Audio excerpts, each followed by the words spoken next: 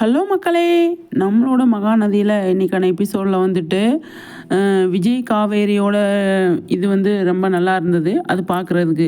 அதை தவிர்த்துட்டு என்ன இருந்தது அப்படின்னு சொல்லி பார்த்தோம் அப்படின்னா, நம்மளோட யமுனா வந்து படிக்கிறதுக்கு ரெடி ஆகிட்டாங்க. அப்போ நான் வந்து உனக்கு எல்லாமே ரெடி பண்ணி நான் அரேஞ்ச் பண்ணுறேன் அப்படின்னு சொல்லி நம்ம நிவின் சொல்கிறார் இல்லையா. அப்போ யமுனா என்ன சொல்கிறாங்க, அதெல்லாம் வேண்டாம் நானே பார்த்துக்கிறேன் அப்படின்னு சொல்லிட்டு அவங்களோட தோடு கம்மல் எல்லாத்தையுமே கழட்டி போய் அடவு வச்சிடுறாங்க. அடவு வச்சுட்டு தான் அவங்க அம்மாட்ட வர்றாங்க, தையல் கடைக்கு வராங்க. வர்றப்போ வந்து காவேரி அங்கே வந்துடுறாங்க.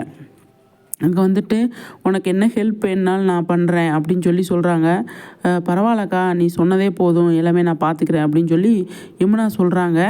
அப்போ வந்து கண்டிப்பாக அவங்களே என்ன வேலைக்கு போவாங்க, படிக்கிறதுக்கு இது முடியாது. ஏன்னா கலெக்டர் படிக்கிறனால அங்கங்கே டியூஷன் போகணும், அங்கே போகணும், இங்கே போகணும், அப்படி எக்ஸ்ட்ராவாக இருக்கும்.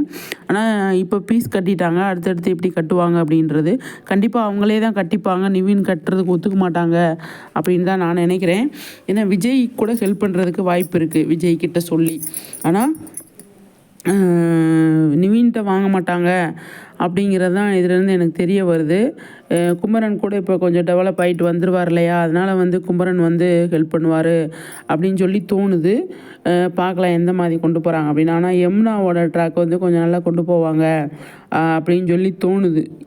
ஏன்னா நிவினோட அம்மா வந்து கிளம்பி போயிட்டாங்க அப்படின்னா யமுனாவோட ட்ராக் வந்து கொஞ்சம் நல்லா போகும். ஏன்னா படிக்கிறது அந்த மாதிரி இருக்கு இல்லையா.